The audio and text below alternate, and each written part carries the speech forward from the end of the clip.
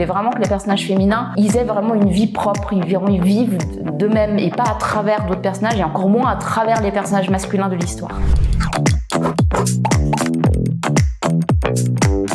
Un truc qui était important pour moi dans la série Spirit, c'était d'avoir des personnages masculins et féminins assez particuliers. C'est-à-dire que quand on regarde le personnage de Yann, on est vraiment sur un personnage dont la qualité principale est l'empathie. Un personnage qui n'utilise jamais la violence, qui est toujours dans la compassion.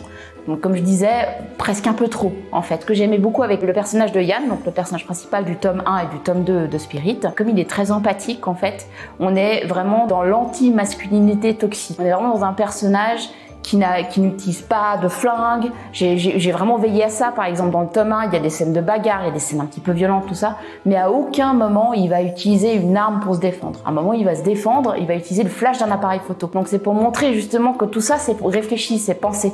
Donc j'ai toujours dans la tête, Yann il est comme ça, jamais il utiliserait la violence pour essayer de régler une situation. Donc pour moi, les personnages masculins, c'était important d'avoir ça.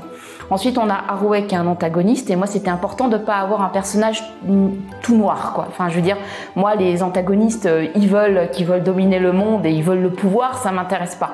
Moi ce que je veux, c'est des personnages torturés, tourmentés, passionnés par quelque chose qu'on pourrait presque comprendre en fait. Ça c'était vraiment mon but avec Haruhi. Et ensuite, on a énormément de personnages féminins dans la série Spirit. Et ce qui était important pour moi, les personnages féminins étaient très distincts les uns des autres. Voilà, on a une femme noire qui est pilote, on a Nell qui est une espèce de petite lasagne comme ça qui marche avec des cheveux noirs, on a Eisenstern qui est une nana toute douce, vraiment dans la timidité, la douceur, et en même temps c'est une femme très intelligente.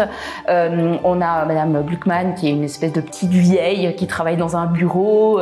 Enfin voilà, en fait c'était important pour moi d'avoir une galerie de personnages féminins très diverses, très variées, qui ont toute une vie en fait. C'est pas juste des personnages, c'est pas des potiches en fait. Même j'ai une star de cinéma qui est très belle, etc. Mais elle aussi, elle a un passé, elle aussi, elle a des ambitions, elle aussi, elle a des buts dans sa vie.